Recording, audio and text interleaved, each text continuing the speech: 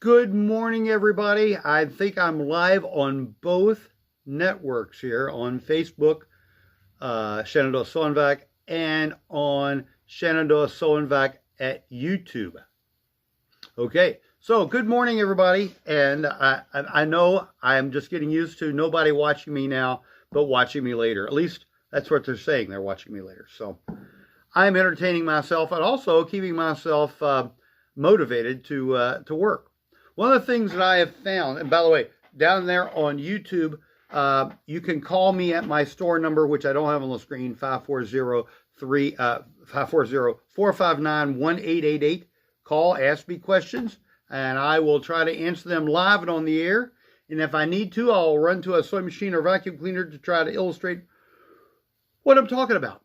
Okay, but I'm basically going to be talking to the YouTube people because they will be able to see this later. And boy, do I look large on YouTube, on Facebook.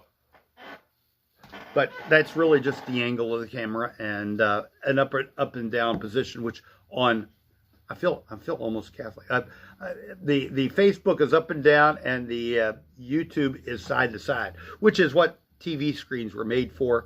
And this new upright thing is something that is used for live conversations and on your phone only, where you can't watch it on TV very well. They always show that blurry edges on it there.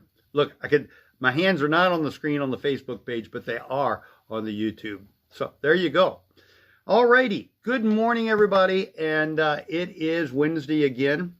I am here live from Shenandoah SewandVac in Woodstock, Virginia, and I try to do this every Wednesday from 10 till whenever, and answer questions or make comments and try to help you with your daily needs, your vacuum cleaner, cleaning lamp, and just life needs. Here we go. So, first of all, today I'd like to talk about door-to-door vacuum salesmen, and not in the way that you'd think. A lot of times people complain about door-to-door vacuum salesmen, and those guys have to make money too. I don't like the way they do it, but they do. When they come into your home and they have their brand new, right out of the box vacuum cleaner, the thing that's very interesting about it is completely set up as brand new. All right. Now, your vacuum cleaner, you might have had, if it's one of my vacuum cleaners, you could have had it up over 25 years. Okay. And they come with their brand new vacuum cleaner, stinking right out of the box. And they come in and they show you how much dirt their new vacuum picks up. And they usually use a filter and different things to show how that vacuum cleaner picks up dirt. Well, what you need to do is, if you really are considering to buy this vacuum cleaner from them right then, because they're going to hold you hostage for 2 hours, calling their supervisor and all that kind of stuff, is to not do it right then. Actually, wait. They will gladly sell you a vacuum cleaner anytime. Now, they might try to give you a special deal or whatever when you're there, because they've worked hard to get there. But what you want to do is, once they get done with all of their cleaning and everything, if you change your bag in your vacuum, if it's a bagged vacuum cleaner, or your bagless vacuum cleaner, empty your bag, clean all your filters if your vacuum cleaner has filters. If you're a bagged vacuum cleaner has a bag over top of it, wash that bag in your sink, not in the dishwasher and not in the wash machine. And don't leave food in your sink when you're doing this. But you want to wash your bag really well, get it nice and clean, let it dry overnight, and put it back together again. Or if you have a canister vacuum cleaner that has the bag and then you got filters all around, change those filters out or clean them. Okay? Then the next thing you also want to do is your brush roll. Your brush roll is very important, because the brush roll is what kicks up the dirt. It agitates the floor. We all need agitation. That's why God gave us children. Some people say husbands or wives. That's not my opinion. But anyway, the floor needs agitation. Carpet needs agitation to pick up dirt. And so you need to make sure your brush roll is rubbing the floor and kicking the dirt back and forth. Remember what I said about Hoover? Hoover's slogan used to be, "It beats as it sweeps, as it cleans." It actually would pound on the carpet, cause it to jump, and the dirt would start coming out. All right. So you want to make sure that's good. Then also your belt. Now, people say, I've had this belt on my vacuum cleaner for 20 years. And I have seen people with belts on their vacuums for 20 years. Well, the problem is sometimes those belts don't break. They stretch. They get bigger. And as they get bigger, they start slipping a little bit. You might notice a little smell of rubber burning every once in a while. And you think, well, there's no smoke coming out. It must be okay.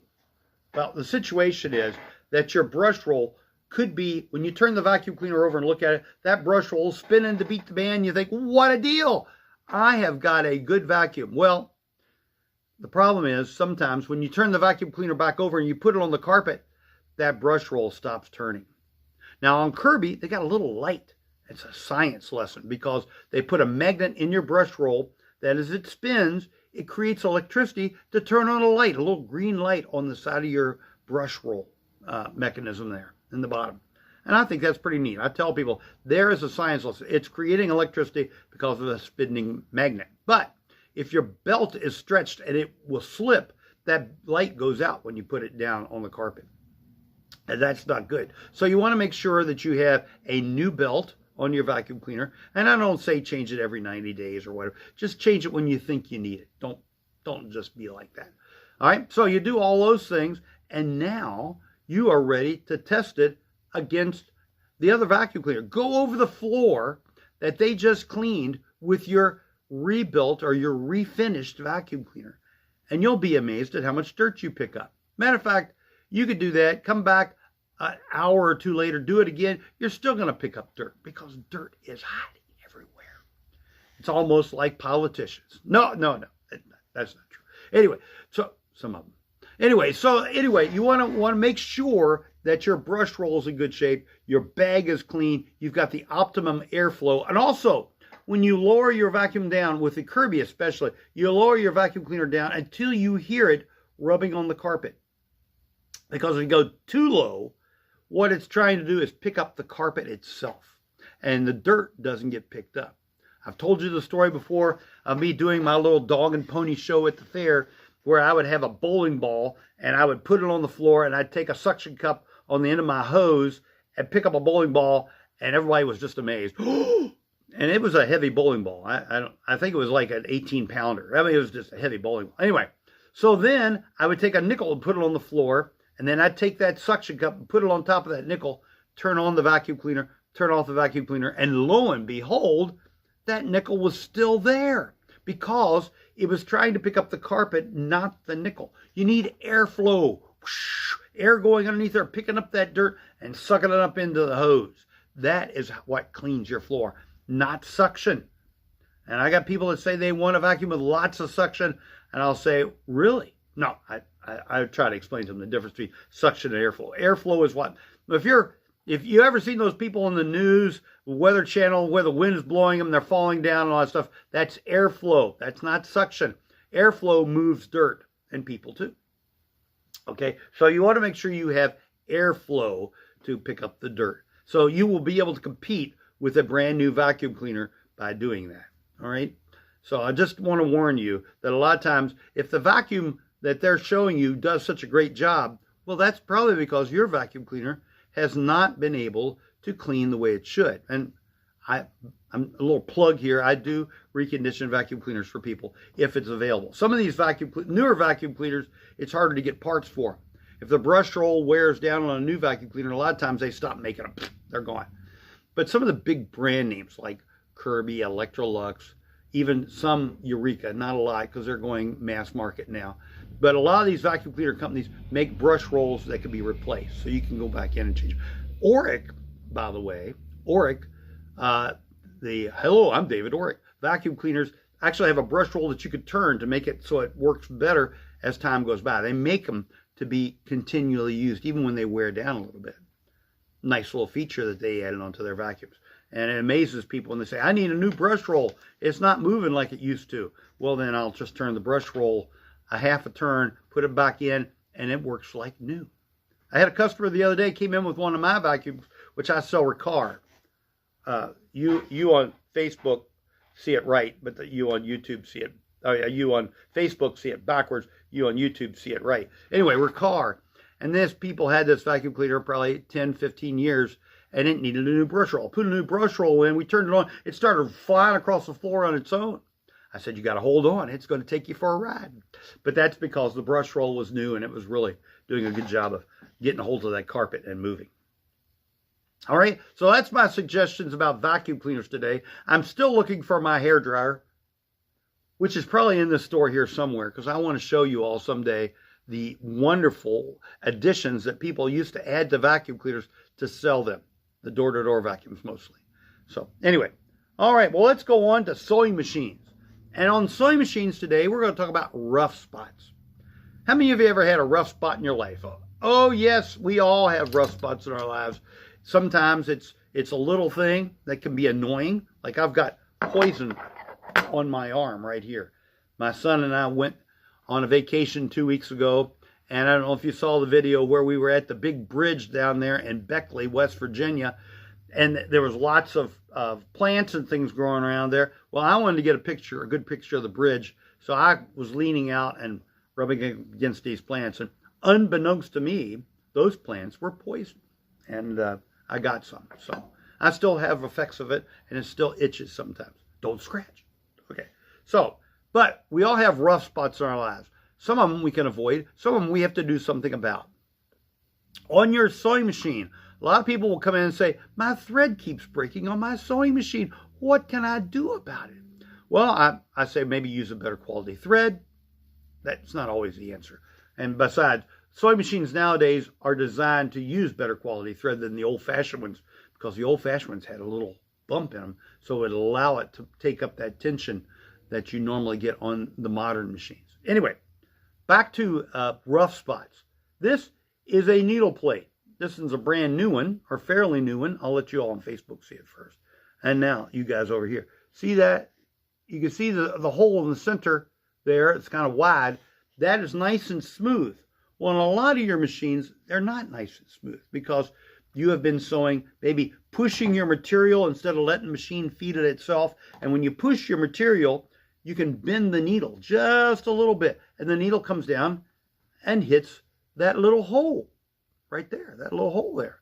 And it'll make a little burr mark on it because the needle punches on it. And it's not good. You shouldn't be punching down on things or people. Don't do that. Anyway, so it could be causing that problem there. So you want to try to smooth that out. And you can use emery cloth. I've got some here. The stuff, it's actually cloth that's got emery on it. That's why they call it emery cloth. And so you can use that to help clean up that spot, get those rough spots out. Because the thread, every time you make a stitch, your thread goes way down inside that hole and comes way up and out. And it rubs sometimes on that metal. And if you got a rough spot there, it's not good. It will cause a problem. All right. So yesterday, I had a customer come in. Yeah, I was close, but still had a customer come in, and they had me working on their machine, and I took care of it. But when I got done, I told them to leave because I wanted to get some other work done. And so as I was doing this, I decided I might as well take care. It shouldn't take me long. Well, it took me longer than expected, as usual, because on their little hook, this is called a shuttle or a hook. And you can tell why it's called a hook because it's got a hook right there. That's a hook right there. That little thing is a hook. And it comes around the back of the needle and grabs the thread. Well, that's just fine and dandy, but the thread gets carried around this whole thing. Every stitch you make, it gets pulled around this whole thing. Well, their shuttle, I don't know how it got it, but it had a rough spot in the middle. Just a little burr on the smooth part. The smooth part here had a rough spot. And I took my emery cloth and tried to smooth it up as best I could because I don't want them to have to buy a new piece. I'll make money, but I like to sleep at night, and I like to help people solve their problems without spending lots of it. That doesn't make sense, does it? Well, that's just the way I am. Okay. So anyway, so I tried to smooth this. Wait a minute. I got a phone call here from Fredericksburg, Virginia. Let's see what we got. Hello, you're live and on the air at Shenandoah SewandVac. How can I help you? I don't think anybody's there. Hello, are you a human being? I don't think they want to call me. Talk to me. My feelings are almost hurt. unless it's a robot. Then I don't care. All right, so this could be a problem. It could be a rough spot on this, and every time your thread goes around, it grabs that little piece of thread on there and can yank on a little bit or cause it to get frayed. And once it starts fraying and it comes up through the eye of the needle, the fraying gets caught there. And the next thing you go, you've got a big wad of fuzz. And I'm not talking about the police now. I don't want to offend any of you constables out there. But it could cause a problem with that. So we are going to try to take care of that problem either by filing this off and getting it nice and smooth or by replacing it. Now, some of you don't have a machine that looks like that. Some of you have a bobbin case that looks like this. You see that? And they don't call them bobbin cases anymore. They have some shuttle holder, all kinds of names. It's a bobbin case. You put your bobbin inside here and everything. Well, if this gets rough on the outside, it's going to mess you up. It's going to grab the thread and cause it to stay underneath for a while. It's going to cause problems. So you want to make sure this is nice and smooth. Smooth, as Red Skelton used to say. Actually, he said smoothie. I think it was the drink he was trying to sell on TV long ago, before many of you were even born, or a twinkle in your parents' eye. Okay, so this thing here is a bobbin case also, and so this could cause a problem. So you want to make sure that this is in good, smooth shape. If not, these can be purchased for your machine. Almost all machines can get these. I had a customer call me this past week that wanted one right away. And unfortunately, I might have it, but they weren't going to come here and chance it. So they're going to wait and see if the one they ordered fits. And if not, then they'll come see me. That's the way life is. Okay, so I wasn't going to order it because they've already ordered one online. And one of the things I tell people, if between ordering online and ordering from me, I guarantee it's going to work or you don't pay me. Now, you can return it and all that kind of stuff, but it's a lot of trouble to do that. All right, back to the story of smooth and rough. The other place it could be bad is where the thread slides through those thread guides. You know, sometimes you take your thread, you pull it down, and you snap it into place, and it lets the thread go through there. If that's rough, it can cause problems. It used to be I had a lot of people that were using things like fishing line or invisible thread, and that, when it's going through a machine at a real fast speed, it can get hot, and that can actually wear on the metal pieces. So you want to make sure that your spool guide or your thread guides are smooth so the thread slides through and doesn't get caught. If it does cause problems, there are two things you can do. Usually, you can bypass them. Just don't use them. And other times, you could just get a new one, or I can help remanufacture. That means bend, by the way. When a guy says he remanufactured a part, he bent it into place. But it helps when you know what you're doing, or you think you know what you're doing. At least that's what I keep telling myself. Do I have a spot? I have a spot on my shirt. Okay, so we're gonna. I don't care. All right. So anyway, so I guess that's breakfast. So make sure things are smooth on your machine. If you're having problems with your thread breaking or kind of catching, you want to take care of that. That could be one of the problems that your machine is having. I'm not going to guarantee it is the only problem, but it could be one of the problems. Alrighty? Now, let's go on to lamps. Ooh, I'll be right back. I've got to go get a cord because I want to show you something that came up this week. Is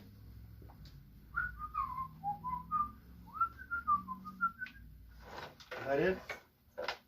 That's not it.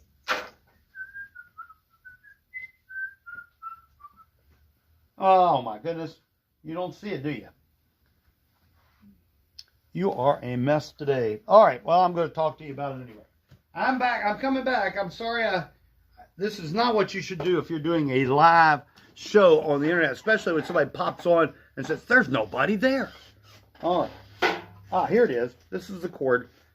This cord was on a lamp that came in here, antique cord that took something very unusual. It took large pull chain sockets. They're very hard to come by. I had 2 left, and this lamp had 2. And I thought I could fix these because they wanted it to be as close to the antique as possible. But the chain, when you pull on it, it didn't click. This one clicked every other time. And I don't think that would have made them very happy if you had to pull the chain twice to get it to turn on and turn off. So anyway, so I replaced them with brand new ones. Well, as I was getting done, they said they wanted the lamp to be safe. And, you know, you do want a lamp to be safe. And one of the more dangerous parts of a lamp is in the cord. And so, because the lamp socket, if it burns up, catches on fire, usually there's nothing there to catch fire where the lamp is burning up there. I mean, you know, you got your shade far enough away. You know, there's nothing there that's going to catch fire. But your cord, like this cord here, okay, I don't know if you can see that, but let's see if I'm going to turn on this light here. Hold on. Boo! Oh, my goodness. Okay. If you look right there, I got to get a close-up camera, I think. That's not going to work. Turn that light off. Okay. The cord is cracked, okay, right where it goes into the lamp. So if you wiggle it around enough, the cord, the rubber will break off and you'll start seeing metal. And when you see metal, it gets kind of scary. When you see two pieces of metal, it gets dangerous.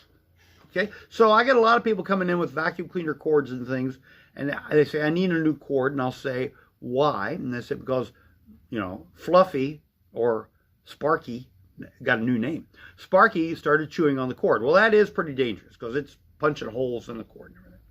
But if the cord is, if you caught the cord with your brush roll, which I think I've shown you in the past how to vacuum with the cord, but people don't pay attention. Anyway, it happens. It even is on my vacuum cleaner cord too, by the way. The outer cover is worn off. They say, I need a new cord because the outer cover is worn off. I said, well, let's see the inside cover.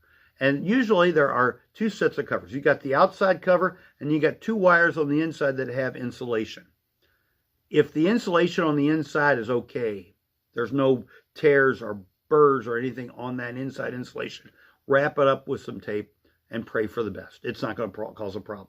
But if it's showing wire, you're seeing a little copper there, time to do something now, okay? Because you can wrap it with tape, but those wires might touch each other. And when they do, on a sewing machine, it's funny, on a foot control, if the wires break like this and they touch each other on the foot control, the machine runs full speed all the time because you're letting all the electricity run through it.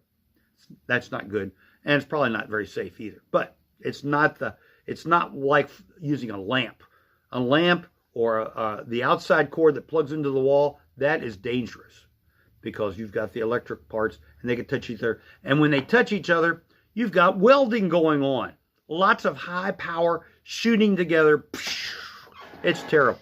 So you want to make sure that that's safe. That's why I changed the cord on this lamp. Not because I wanted to soak them for anything. Because I wasn't even planning on changing it until I saw that. All right, so that's my lamp talk for the day. And it could be for anything, lamps, sewing machines, anything. If the wires are showing, do something. Do something about it, okay? Because that's not very safe. I had a customer come in the other day with a vacuum cleaner that wasn't working, and they thought it was a switch that I had done. Of course, you all were here when you saw the one that I had. That was a bad switch. Well, I noticed that the plug on the cord had been replaced, and it was kind of loose. So I took it open and opened it up, and there was one wire completely broken off. That was the problem. So they decided they were going to do it themselves, and there you go. I don't care. They can do that. All right, now cleaning your carpet.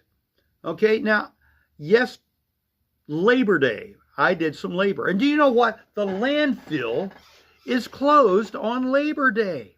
Now, on Labor Day, I expected that I was going to labor because it's a holiday to work. But I understand that's not what most people do. But that's what I remember. You know, now's the day to get your work done at home because you normally work. Now you've got Labor Day.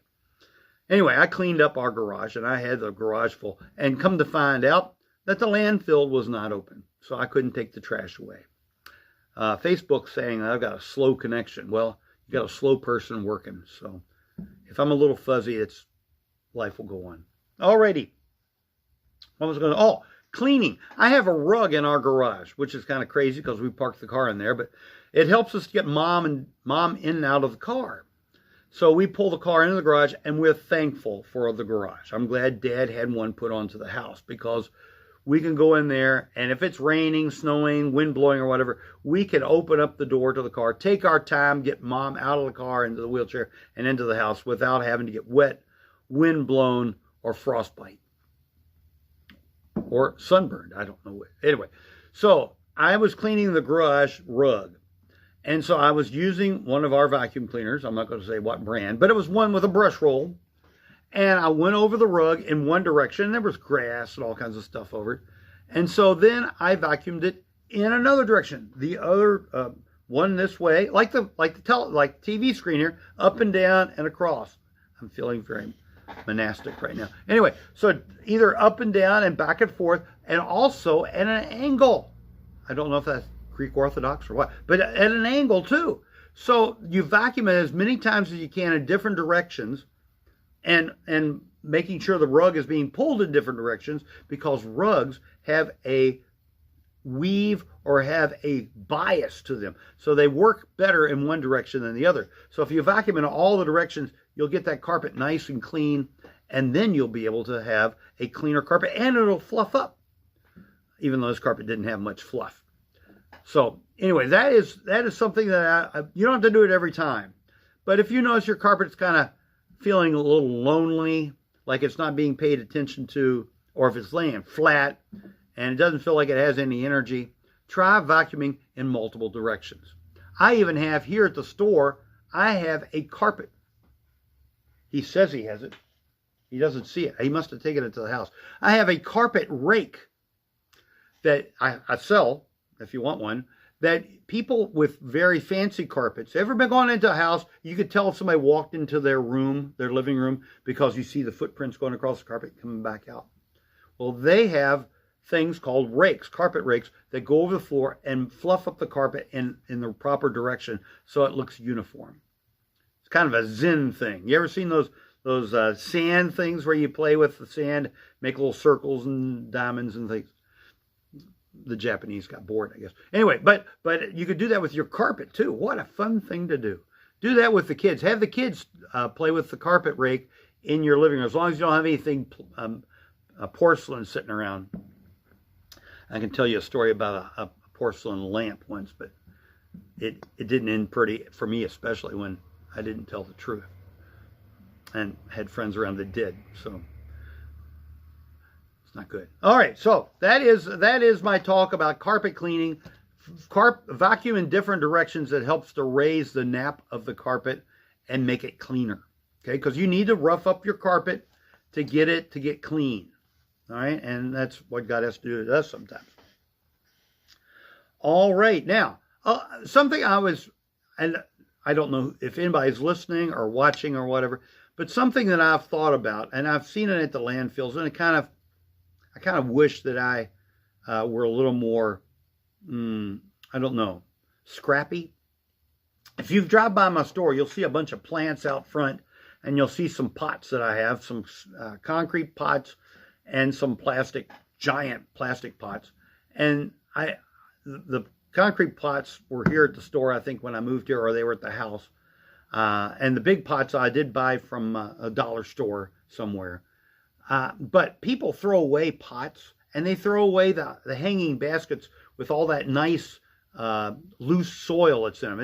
It might have been used, the nutrients might have been used up, but it's nice loose soil, and you can add that to other dirt and make nice flower pots. Because the dirt I have is pretty heavy, so I usually try to pick up and find old flower pots that all the plants are dead. You know, you've taken the flowers off, the mums and the morning glories, things like that.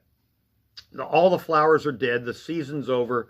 And I like to take those old pots and throw all the dirt into like a garbage bag, or I keep the pot and then I reuse that soil the next year to help loosen up some of the newer soil that I buy. Because a lot of times you buy this soil and I think they charge you by weight and add water to it, so it's heavier. And it makes it kind of muddy. And so if you add that to the old flower pots that you buy your hanging baskets and things from, it really is nice. So if anybody has any of those that they're going to throw away. I might have to come back next week and say, stop it. But I would like for you, if you could, bring them by and put them out in front of my store. Now, the other thing I'm going to talk about in the future are political signs. I don't care what politician you are pushing for or whatever. If you have those old plastic signs, not the plastic bag type, they've got those nowadays, but the plastic corrugated plastic signs, chloroplast, I think it's what it's called. If you have those and you're done with them and you don't think you're going to use them again, I have family members that ran for office and they have some old signs. I'm hoping to get those to make some things out of. But they're nice for projects. They're lighter than 2x4s. They're stronger than cardboard, and they don't fall apart very easily. And so anyway, I've thought of several projects I'd like to do with them. One was to make a geodome for Family Promise. I don't know if they're going to do Cardboard City again or not, but I've thought about doing that kind of crazy stuff, and I haven't had enough of the signs. I'm collecting them, but I don't have enough of those signs. So out front of the store, there would be a place. If I start getting them, I will put a sign up of where to put them, but I don't think anything's going to happen with that. So, all right. Now, my thoughts for the day. I watched or listened to a podcast with this one guy who was a businessman who was talking to a bunch of people that consider themselves to be socialists or communists. They said themselves. That's what they believe they are. And I like to listen to this guy's stuff because I get to hear what other people think. I might not agree with any of them, but I like to hear what other people think. So anyway, I was listening to these people, and the businessman offered many of these people a job. They said, we can't find work. The system is against us. We can't work. We can't do anything. And this guy made a comment about, well, come for an interview, and I'll interview you, and I'll get you a job that suits your needs. And then well, I don't know. So they didn't really want the job, I don't think. They might have, but they might have not liked his politics, so they didn't want to work for him. Don't want to make the man rich. So my thoughts are, though, if those kids or adults think that they're at a dead-end job, they're working at, I was going to say Burger King, or well, they're going, some of them are going, a Burger King or some of these fast food places, which are called starter jobs for a lot of people. Okay. And I've talked to people, I've had kids work for me from school, and people have come in and say they need to have a living wage. I said, well, I don't even make a living wage. I mean, what they consider to be minimum wage, I don't make that, but I never have. I've paid my employees minimum wage. That's fine. But the idea is that you're supposed to learn and make more money as you get older. I'm old. Anyway, so the idea I was thinking is we have, most of us, if you're watching this, you have an opportunity to learn anything you want on your phone or your computer through YouTube, through lectures, through videos, all kinds of things. And books. There are lots of books on here. I've talked about that in the past. Think about it. You can have the opportunity to learn anything. Nuclear power. You can learn about nuclear power on the internet for free. Okay? And it takes time. You might have to sit down and write something. There are schools, MIT and other things have lectures live and free on the internet. What an opportunity we have. We don't have to expect people to give us things, but they are. They are giving us all kinds of opportunities. We live not only in a land, we live in a world of plenty. Okay? Yes, maybe I don't have the latest car or truck. I might not have the latest gadgets. My computers and things have broken screens, or they don't work all the time and that kind of. So what? We have more than our parents did. We had 3 channels on the TV, and one of them only worked if we used a coat hanger and some aluminum foil. And our idea of remote was a pair of pliers, and I was the remote. Dad would say, go change the channels. You get up and you take the pliers and change the channels. We don't have that anymore. We watch what we want when we want to. My mom really likes Perry Mason, or used to watch all of them on family TV or something like that on the satellite dish.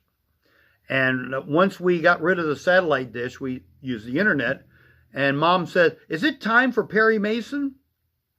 And I would say, "It's always time for Perry Mason." So we would watch it on YouTube or on, I don't know, different Freebie. There used to be a network called Freebie, and there used to be the network 2B, all these different networks that are out there that you can watch. Or Internet Archive even has old TV shows you can watch. Beat the Clock is a fun one to watch from the 1940s and 50s on television. You get really excited. And even though, you know, the game is already over, the people are probably dead that were doing it, it's still interesting to watch those kind of things. So, anyway, but I grew up watching television. Didn't learn too much watching TV. I just watched television. It was Thursday night, was the Wild Wild West, all this stuff. I wasted so much of my life just watching TV. What I could have learned if I'd have spent more time and effort into it. And now that I'm getting older, or I am old, I think of all the time that I don't have to learn more.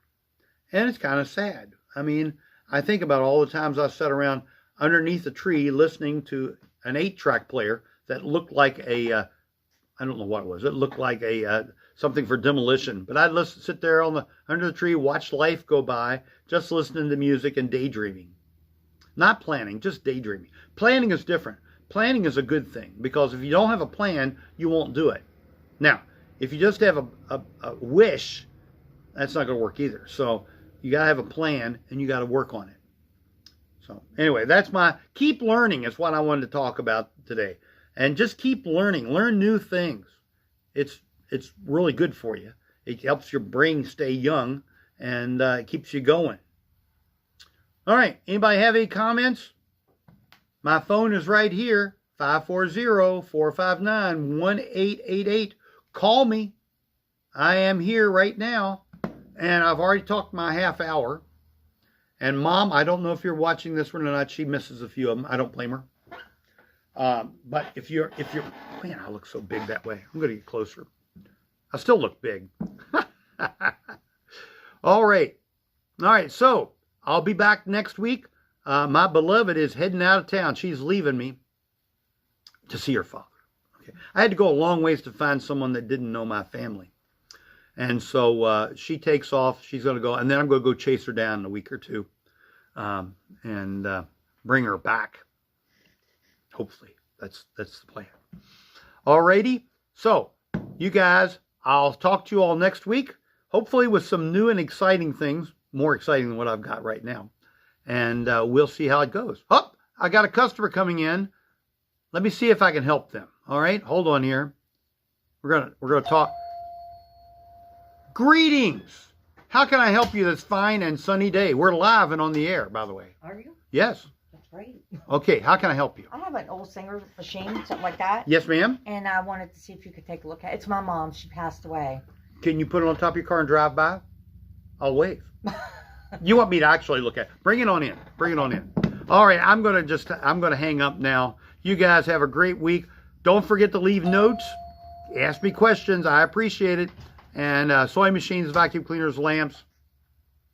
Don't ask me nuclear power questions. I don't know anything about it. And so also batteries. I don't know too much about batteries.